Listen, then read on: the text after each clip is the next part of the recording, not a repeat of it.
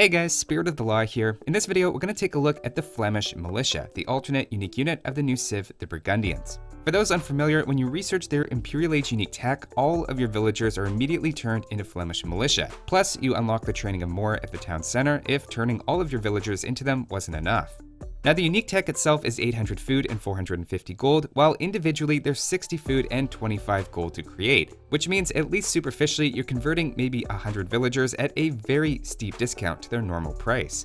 The true cost, though, is having to remake your economy from scratch. To get back up to 100 villagers on 5 town centers, for example, takes 5,000 food and a little over 8 minutes. That makes this either something to do to close out a game that you're already completely winning, or as a big last stand. The question I'm most interested in for this video, though, is whether or not the unit itself is any good.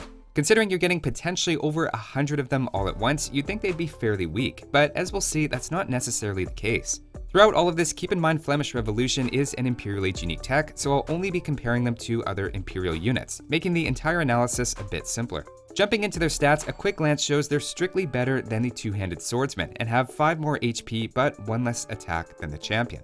In actual combat, they take out a two-handed swordsman in just 5 hits, while taking 7 in return, and it's basically an even fight with champions, coming down to who gets hit first.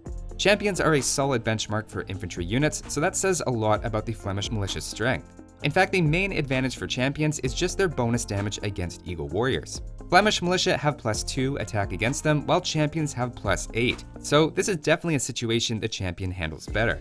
You can see, in contrast, the spear line in comparison lags quite a ways behind.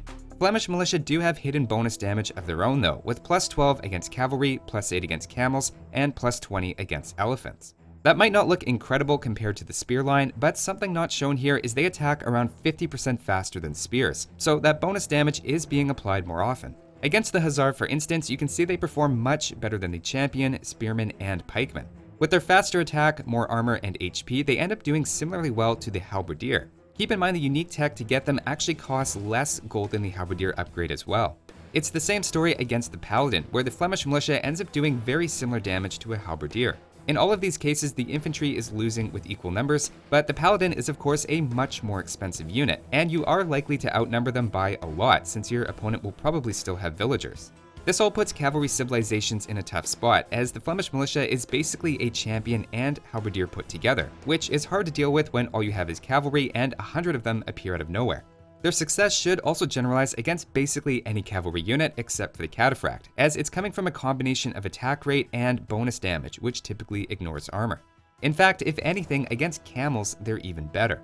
The one exception you might think of is elephants, where halberdiers have an insane +60 bonus damage against them, though even in that case, Flemish Militia seem to hold up just fine.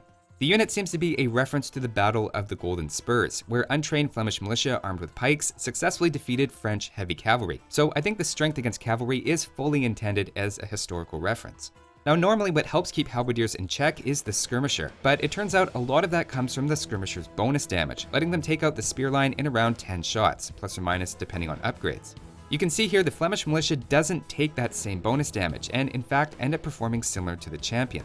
Champions have a reputation of being able to handle all 3 goldless trash units, and yet if anything, Flemish Militia do that same role even better because of their bonus damage against cavalry. That suggests to me they're especially useful in a late 1 vs 1 post-imperial situation where your opponent has run out of gold. It's true that the Flemish Revolution tech costs gold, which isn't ideal in that situation, but with 100 villagers that only ends up being 4.5 gold per unit.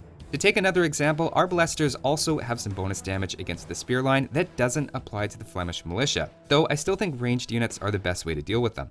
Defensive buildings in general should also whittle down their numbers, and the biggest takeaway is just to use something other than cavalry.